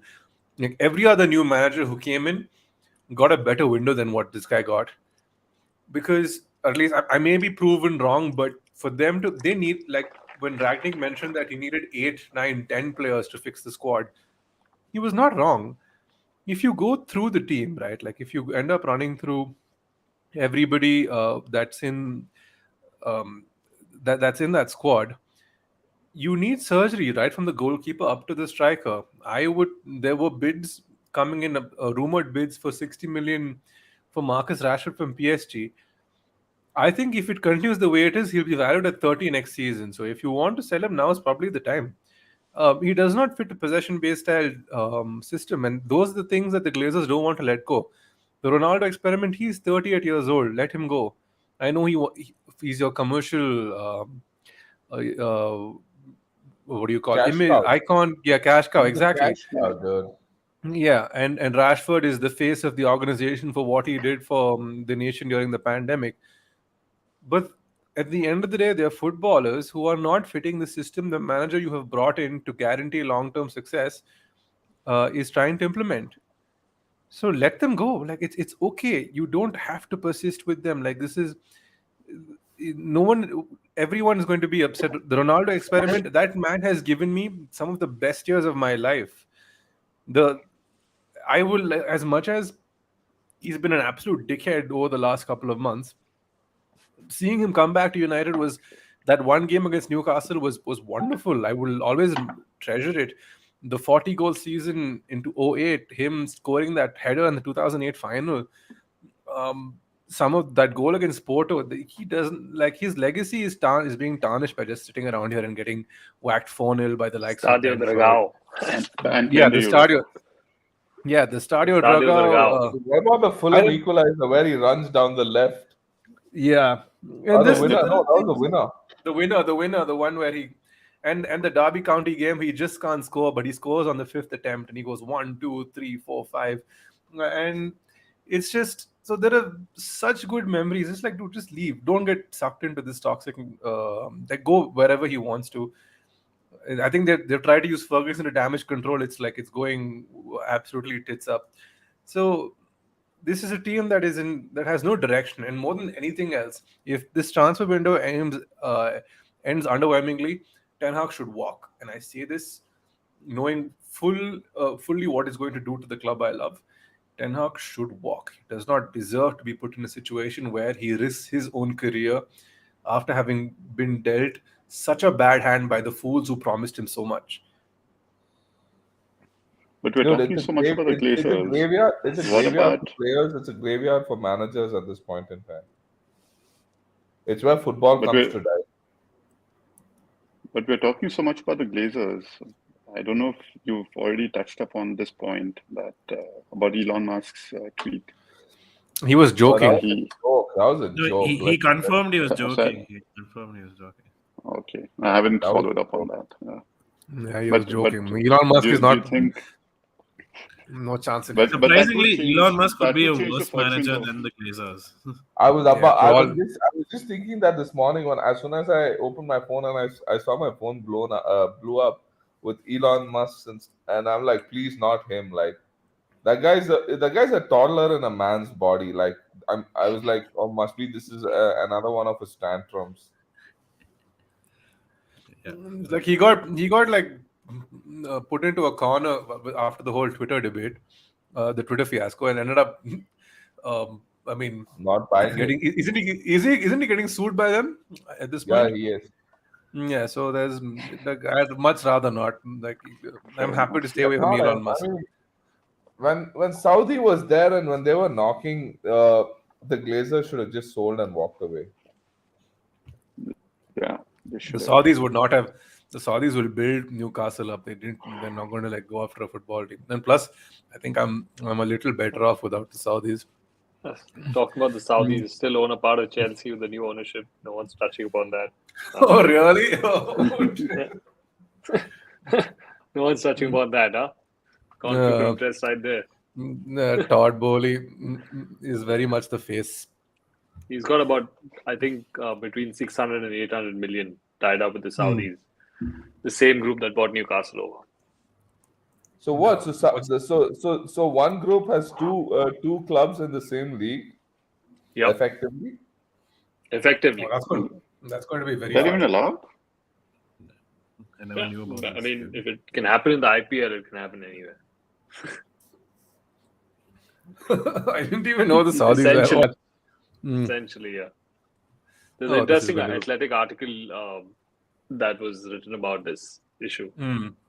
When was it written? I haven't seen anything on it since, which is why I asked. This is about 2.5 weeks ago. Okay. Yeah. No. It's interesting. Okay, so United's failings You know aside, what? Akshay, Yeah, let's try. I'll speak about it in the preview, but yeah, I think let's move on to This is the preview, my friend. Let's yeah, try and let's speak about the Nunes red card. Do you think he deserved it or not? 100%. yeah, dude, he did. He got Yeah, played. 100%. He got played like a fiddle.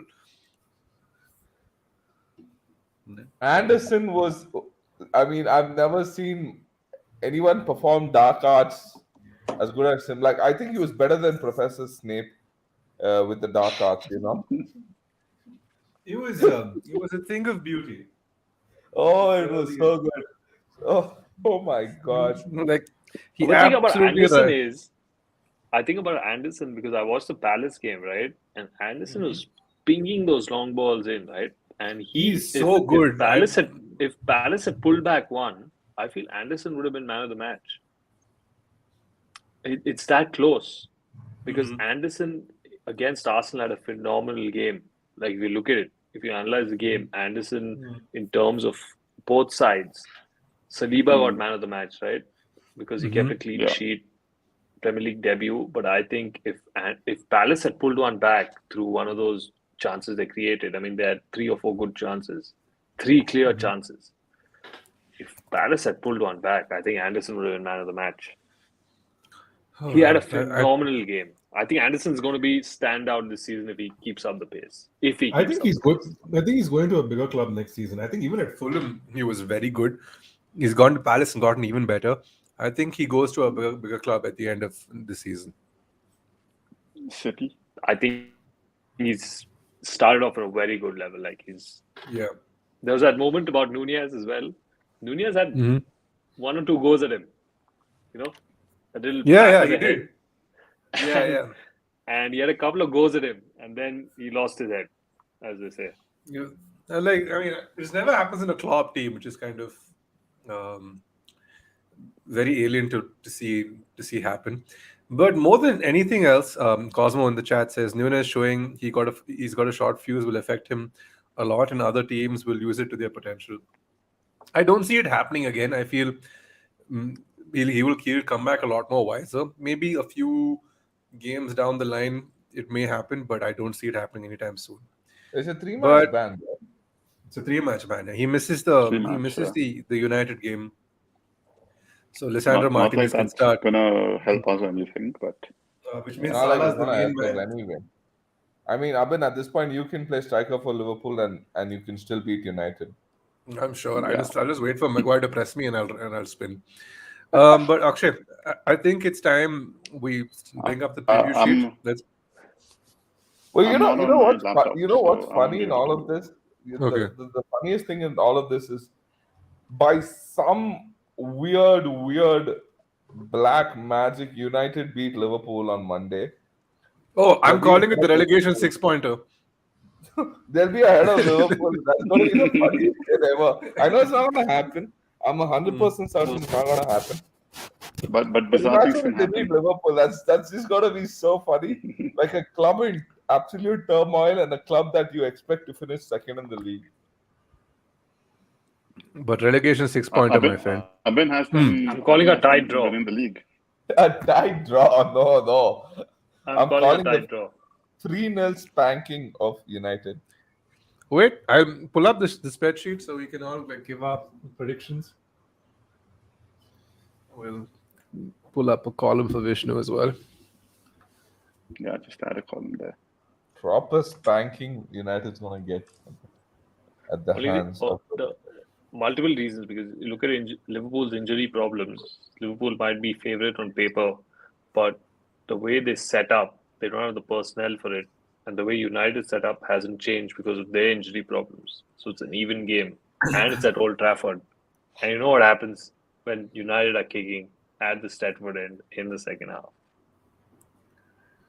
We keep losing. I was in we keep Newcastle losing. where I watched. I'm giving more Newcastle hope to the beat United Man City, fans as dude. the Arsenal fan. Huh? I know. This is really. You You must got to need stop, that, dude. but- This is painful. Please stop.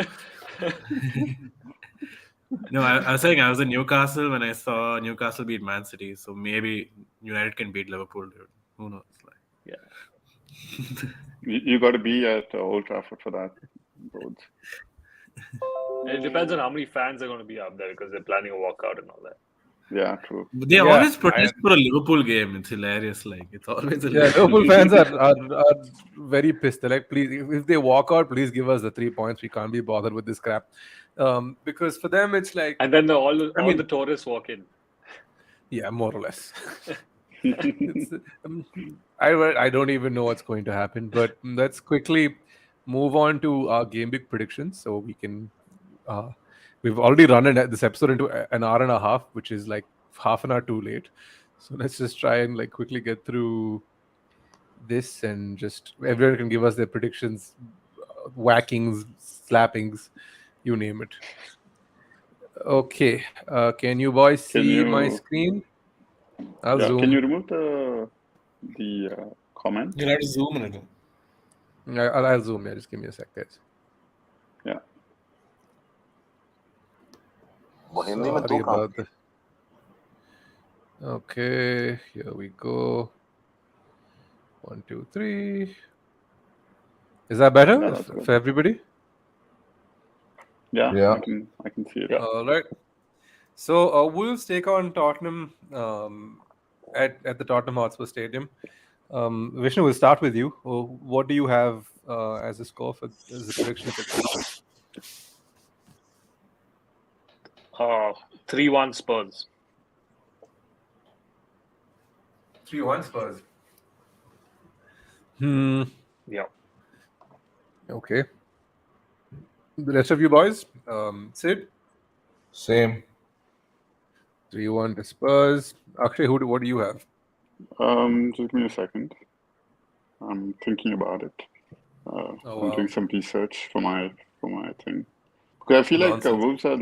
I feel like Wolves are their Bogey team. that they always bogey team. Yeah. I think because It's they different beat, because the new signing's not starting for Wolves, is he? I think 2-0 Spurs though. They also have. Spurs are looking You have a at top. 2-0 Spurs, but those, what do you have, dude? I also think 2-0. Okay, I'm going to go against the grain. I'm going to go for a 1-1. I know I've waxed lyrical about Spurs, but I feel Wolves are one of those frustrating teams to play against, and they'll just annoy Conte and get out of there with a point. Now Palace Villa. Okay, Villa look. I mean, Gerrard won in the battle of the Gerrard versus Lampard derby, but they still. I think I think Palace are going to like get a comfortable 2-0 here. They Villa look too out of sorts and against an Everton team, but honestly, every team should take points against except United because you know how that works. I fully believe Palace will swamp these guys and come away with a very comfortable 2-0. Akshay, what do you have? I think it's going to be a 2-2 draw, high scoring. A high scoring 2-2 draw. Interesting. Okay. Sid? I think Sid's I dropped think off. no, I'm here.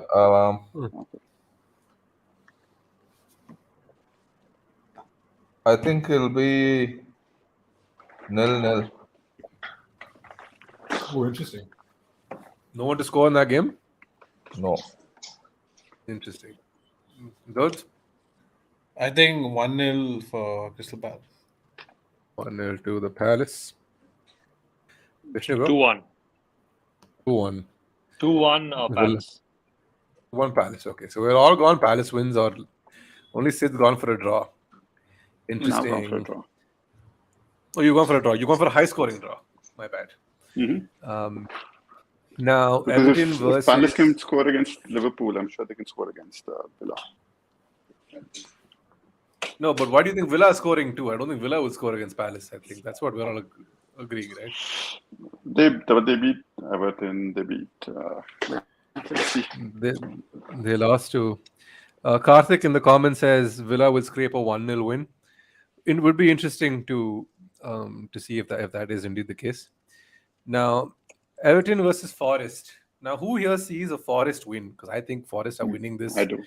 2-1. I think 2-0 Forest. You're going on a 2-0 Forest? Yeah. Okay. The other way. Oh, sorry, my bad. Yeah. Yeah. And Vishnu, who do you have? It's a tough one. I'm going for a 1-1. Okay, he's going for a 1-1. Sid will just join back. He's kind of dropped out for a bit. Why are you going for a 1-1? I don't think, because look at how the way Forest have started the league and Everton have started the league. No free flowing. So 50-50. I Don't see. Cool. Those. Who do you have? I'll go with Kramer. I'll go Nottingham 3-1. 3-1. Oh, Kramer went 3-1, is it? Interesting. I've been let Sid back into the call. I see him. Yes, he's back in the call. He has returned. Brian Clough would have been happy with the 1-1 back in the day, huh? Yeah. So Everton, not Forest 2-0. Forest 2-0. Okay. Akshay, you back in with your laptop, with your this thing? Yeah, but I can't share my screen. I can update it fine. if you want. No problem. Then you go for it, my friend. Okay. Yeah. So, all right. In terms of Fulham Brentford, both high pressing teams are going to be a fun watch. Neither can defend very well, except if you're a Man United team. How I feel like every team that I critique, I have to add a caveat these days. Thank you, my friends. Of course. Fulham Brentford. I think this is a high scoring 2-2. Desmond. Sid, what about you?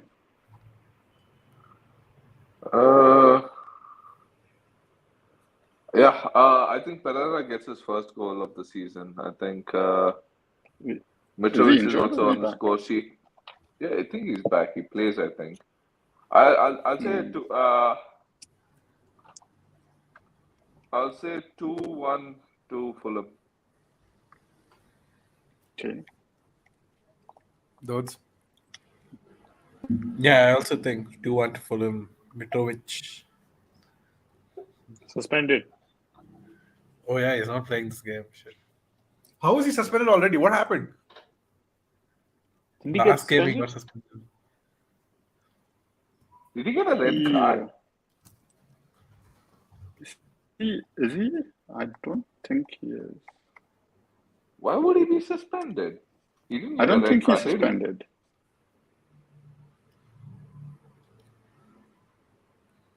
Mitrovic, really? Okay. No, he's playing. He scored a penalty, no? Playing? Last minute penalty. Or did he miss it? Did he? I'm not sure. He missed a last minute penalty. But I don't think he's Interesting. Okay. anyways. Vishnu? Brentford tore it away from last season, Hmm. and I'm going for a 1-1. Oh, 1-1. Interesting. Okay. Yeah, and I was gonna go with 1-1 for this game. Serbian, I don't know. There's a question. There's a comment about him being linked to the Serbian mafia. I have no knowledge about that. Just like Jaka is linked to the other kind of mafia. Yeah.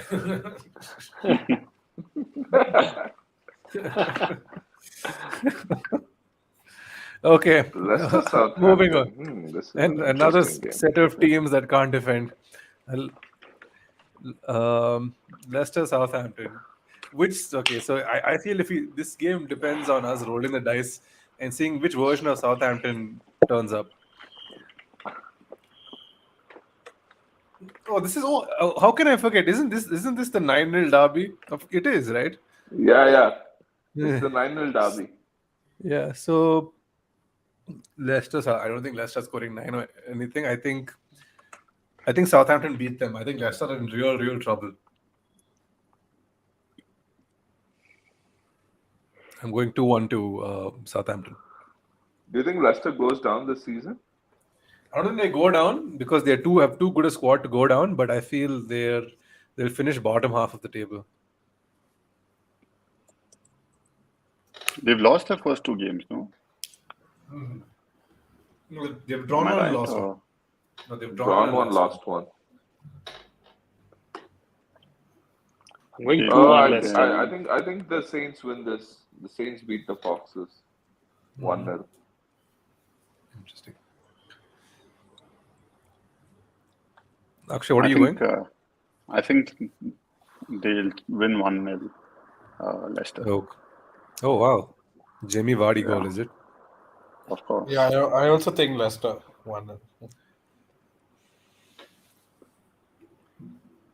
2-1 Leicester.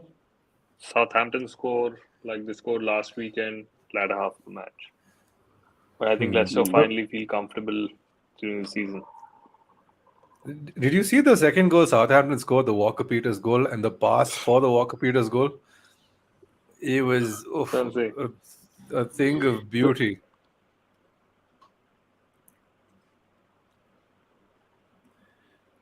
Okay, No, I don't know if you missed dropped. watching the game. Yeah. Arsenal bang maybe 4 passes. Bournemouth Arsenal. Yeah, I'd 4-0 say Arsenal. Okay. I'm going a 2-0 Arsenal.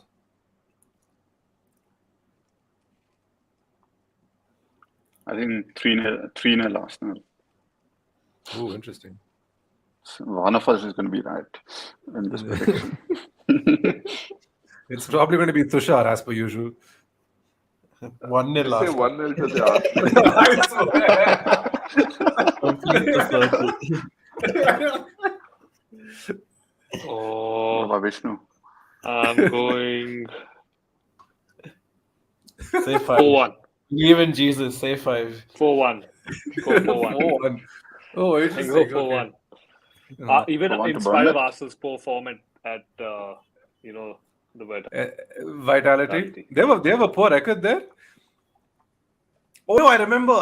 Yeah, the 3-0 to the 3-3, Yeah, and Giroud they have a dancing. dodgy record there, Yeah. Leeds especially against Chelsea. Eddie Howe. Yeah. Okay. Hmm. Oh, then that Newcastle. Oh no. Oh, I didn't know they had a record against Eddie Howe. Okay, now that Newcastle games make so much more sense. But Um, I'm going to go because of the bounce. So okay, cool. Leeds Chelsea. Leeds Chelsea. 1-0 to Chelsea. We go back to Chelsea of game week 1. Tushar. 2-0 Chelsea. Everybody copy him. I'm going 2-1 to Chelsea. I think Leeds score in this game. Leeds have been scoring, but I don't think it'll be enough. Yeah, I mean, I don't see Leeds scoring too much. And maybe Chelsea also, they'll score probably 2 goals, so 1-2. I saw a really funny thing about the new chant they have for Mark Cucurella. And they're like, okay, if there's a new chant running around for Mark Cucurella, and you just click on the video, and it's them singing Chelsea, Chelsea, Chelsea 15 times over and over again. I like Jesus' chant, to be honest. I haven't. Oh yeah, the new one, right? That was actually quite. Yeah. That was quite good. make a I liked it. It's really good. Yeah. He turns It's your water time to into shine. wine. It's your turn to shine. Who do you have, Vishnu? What do you have for the Leeds Chelsea game? I think I'm going to go for a safe 2-0 Chelsea. Chelsea go marching on. Professional display from Chelsea. I swear, if the defenders score one more time, right, Chelsea. Just put in James, West man. Ham- I hope James nicks a. Yeah. No, that's why we've gone 2-0, is it? I see. Fully vested interests. I have Martinelli in. I brought Martinelli in this week, so I really hope he bags. Now, West Ham Brighton. West Ham still look a bit out of sorts, right? They did sign a guy from PSG today, Dilo Quero. Yeah, you're right. But I don't know. I think- Do you think he'll start? I'm unsure. David Moyes' boys. But I think this is the game. Brighton, for some reason, can't finish, or like last week. Do you know the meme that generated last week because of Nick Pope? Because Nick Pope got on Twitter, I think, for the first time. Oh And his yeah, first I saw that. Yeah, and his first tweet was his name because I think he messed up, and then he went on to put on a match-winning, a match-saving point performance in the game against Brighton. So at the end of the game, Brighton tweeted Nick Pope. So Oh, I did see that. I was not too sure. Yeah, I saw that. I didn't watch the game. yeah, I mean that's some of the nicer versions, but like all the clubs that have TikTok accounts are absolutely clowning United, especially the Ronaldo misses. Did you see and Brentford's one? That was too funny, dude. The Brentford. The Brentford Ronaldo misses where with every shot he keeps going ha.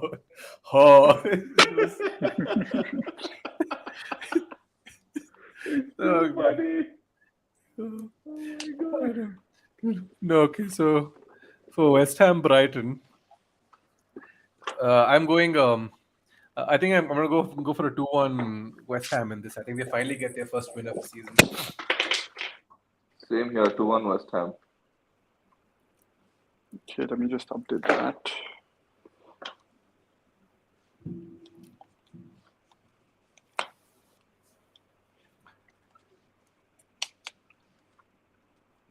2-1 to West Ham for both of you, right? Yes.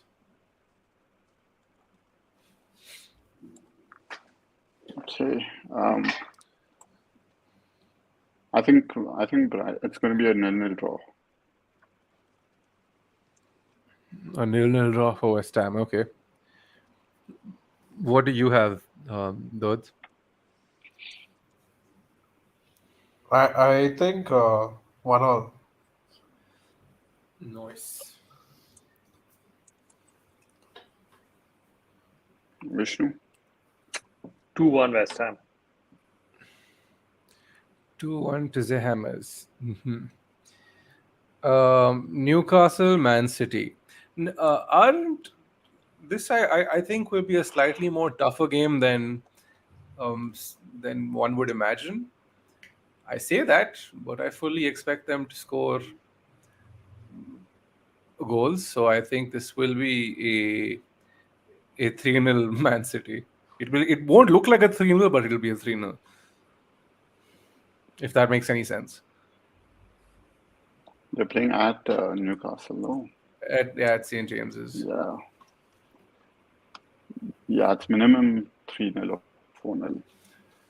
I don't know. I think Newcastle have the players to what do you call, upset the apple cart a little bit, but I don't know. James Rodriguez has apparently been linked to what do you call, to West Ham, which brings back memories of that fond Times of India headline. The name's Bond, James Rodriguez.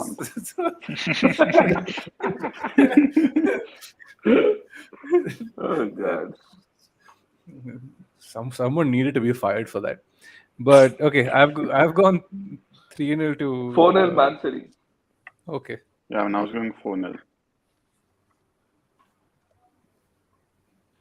I wouldn't be surprised if 5-0 either, but be safe to 4-0. I think Newcastle are a lot better than we're giving them credit, guys. I mean, Yeah, dude. I I mean, think Newcastle are a lot better, but I just see City parking their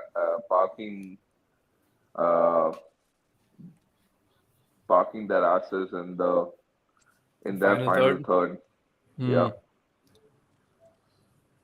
Yeah, I And they did think beat 2-0 them. City. Sorry? 2-0 to City. Vishnu, your go. I'm going to go left field. I'm going to go 3-2 Man City. They still win. I thought you were going to predict a 3-2 Newcastle.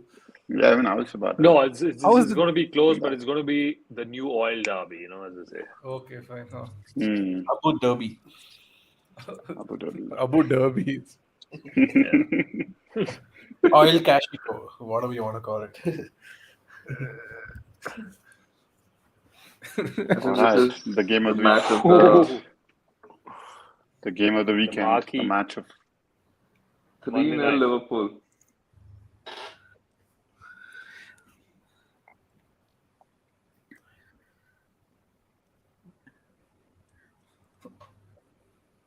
Loads.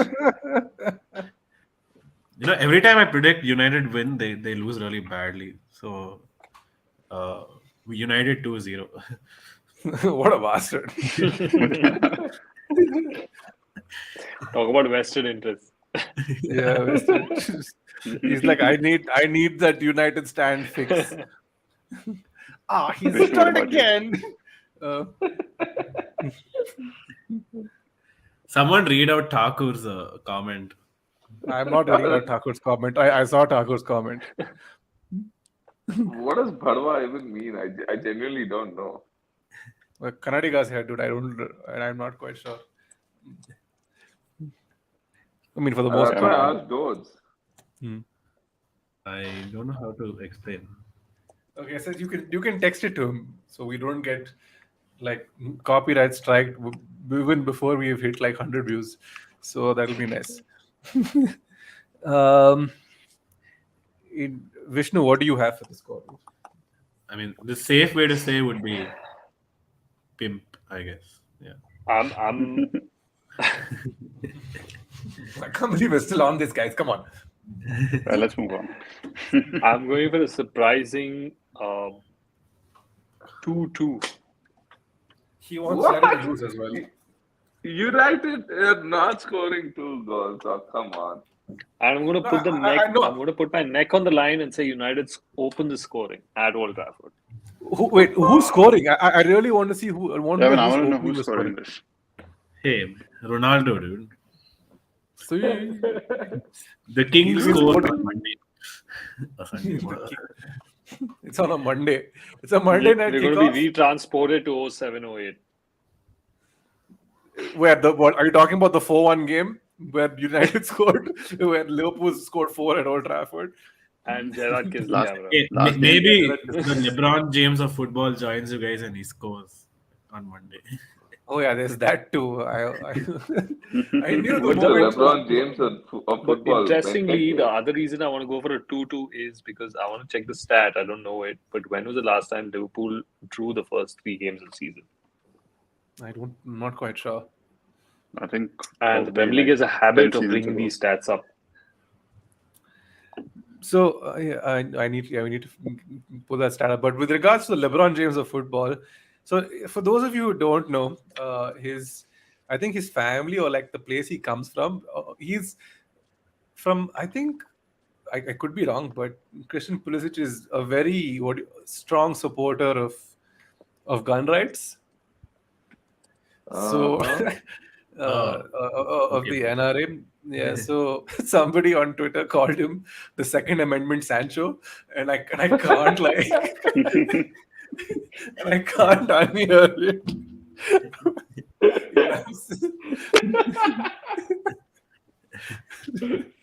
Dude, I just read an Opta Joe stat. It said that what is that? Yeah, Sancho has played under 4 managers, which is more than the goals he scored. Goals he scored, I have Yeah. seen. And then he just put sad. Yeah, that. Sad. It's like Bro, he scored, I think, 3 goals in the Premier League and he's had 4 managers. yeah. Jason Sanchez. Okay, he's one more. Oh, And never 3 mind. assists. Wow, honestly, like every time Seagulls. he has a shitty game, they repurpose that Troops meme because they have similar hairstyles. I don't know what it is. Hey, you So know what? I think Karthik has suggested something good in the chat. He says, I think y'all should have a bet or dare if Vishnu gets it right. That is okay, true. cool. Yeah, But if Vishnu gets it right, Abhin, If let's I finish get it ours right. before we. yeah. Yeah. If you get it right, we'll have a dare. Because I think the next time we do this episode is going to be on a Tuesday because the game is on a Monday night. So Tuesday would give us ample time to mull over a fantastic walloping. I am going 5-0, dude. I repeat of last year's 5-0. Oh man, that's. I gonna be hard to remember. see again. So I remember what happened because I think I had a very heavy night out and I'd gotten back home and I had to record a podcast. So I was on Amir Khan of all people, very relevant to this week's conversation. Went to bed at 6:30 a.m. Got woken up at 11 o'clock Eastern time for kickoff, and I'm just like groggy and all over the place. Sit down with my cup of coffee and then it begins. At halftime, I turned the television off and went back to sleep. I was like, "This is." I remember this. We were discussing this while the game was going on. Dude, I literally drove back from. I was traveling. I drove back at like mad speeds just to get back and watch this game. And I come back home and I turn on the telly, and as soon as I turn it on, United concede the first one. Then the second, then third, and so on. And I'm like, screwed. I turned it off and I went to sleep. It's like it's very that game was very what do you call symbolic of how we reacted to United games over the last year. We saw the score and went to sleep more often than not. Or we saw the score in the morning without. Like I remember there was this one. Remember this Alexis Sanchez 3-0 game. Arsenal. For Arsenal, yeah. Yeah. Mm. It was very, very reminiscent of that game. Like They were 3-0 by halftime, and I'm like, what the hell is this? Yeah, that was a game. They tore them to shreds. And I think the funny thing was in our dugout, we had Albert Stuyvenberg, who is now the assistant coach at Arsenal. You know, the funny thing, right? The two assistant coaches at Arsenal are two ex-United assistant coaches, Stuyvenberg and Steve Round. Stuyvenberg was the coach for Van Gaal, and Steve Round was Van the coach Gaal. for, and Steve Round is the coach for Moyes. So it's like, Yeah. but Akshay has a 2-1 to United Liverpool. Why? Liverpool. I feel like with Nunez suspended, that might change their attacking options and the prowess that they have attacking. So let's see. Okay. There's a very important comment that I want to address here right now. Have been fighting everyone that Indians don't have an accent like Apu from The Simpsons, but listening to you guys is proving me wrong. Wait, we have an accent like Apu? Interesting. Or we don't. Hmm. No, I think he. I don't know. I think he's proving he thinks we all have accents like Apu. Okay, we're going to try and sound like Apu so we can finish the episode. That was actually pretty good. That was pretty spot on, Apu. Yeah. Okay, I think it's time we finish the episode and then we decide to go to sleep. No one talks like this, dude. Come on.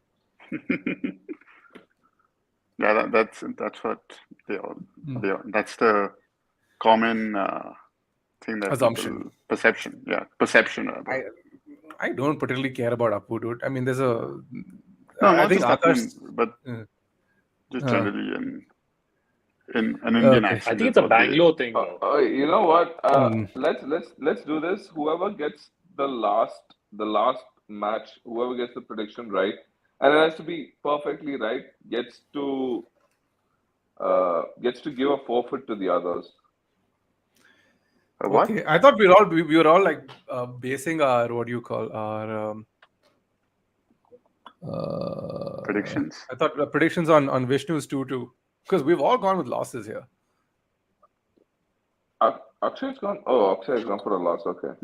I've been. No, but then even Dodge has gone on a 2-0 United win. I mean, yeah. But I think that's not happening. But he's just mind fucking with all of us. I think at this point. Yeah, which is why I'm saying whoever wins it gets to. Hey, dude! Last two game weeks, I predicted United win, and actually believing they'll win, and United let me down a lot. So I was like, it might as well do it this week. What a guy, dude! What a guy! Okay. I think everyone's sleeping on United. It's Liverpool, including their own players. United are massive. Come on. Also, the way Klopp's going into this game, he's complained about the dry pitch in the first game. He's complained about the injuries before the second game, and he's going to try and figure out what is the best formula. And United have nothing to worry about, nothing to lose. They lost the first two games, right? Nothing to lose. Stratford end, we go again. That's why I say they're going to find a way. United always find a way, especially against Liverpool. Okay, Vishnu, stop now. Let's hope so. Yeah. Nobody else did. That was so sarcastic. Come on, guys. Let's end it on that. Like, I'm not being sarcastic. So we can play it back. Look at this. I'm not being sarcastic. When United get wall up next Liverpool. Just think about it this way, right? You look at Ole's big results against Man City and his record against Pep, right? While Ole was manager. You went into those games thinking Ole didn't have a chance. It's the same players. The roster's almost the same. There's no vibes, though. There's at least no vibes. At least under Solskjaer, we had vibes. That's what I'm saying. Yeah. But United always find a way. The other result I'd go back to is Pogba 3-2 against City prevented them from winning the league against United. United always find a way. I'm relying on United. This is what you call a reverse jinx of the highest order. Yeah. This is like you during the Euros, Abin. Yeah, this is me during the Euros all over again.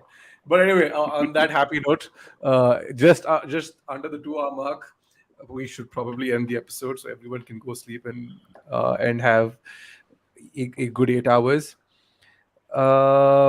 I think Watford has a better chance of getting promoted to the Premier League than United winning the league, says Karthik. Wow, very interesting. But yeah, that's us. We'll be back next week for the review with Vishnu in tow. He said Because the man has Salford, put his... not Watford. Yeah, Oh, he said Salford. Salford. I Salford actually from need the glasses. I'm sorry, guys. I see. Yeah, so my bad. Oh, dude, I'm in desperate need of glasses. yeah, Yeah. and Okay, that's a sign that we need to sign off as well. that is indeed a sign. All right, my friends, it's been a pleasure. Vishnu, But thank you for coming but on we'll again. but we'll be back in a few days for the deadline stream. Yeah, the deadline maybe. stream will be back. Yeah, the deadline stream is on a Saturday. Akshay, will you be able to make it? Let's see if I'm at work. Then I would. let's I do will Friday pick you, night. Akshay. Okay, Or Friday. let's see what we Or can do. I'll come online for my phone or something. We'll figure something. All right, we'll Yeah. figure something out. Okay, we'll see you on the deadline stream before for the FPL show on Saturday. Until then, everyone stay safe, get a good night's sleep, and we'll see you soon. Goodbye. Cheers, guys. Bye. Right. See you guys.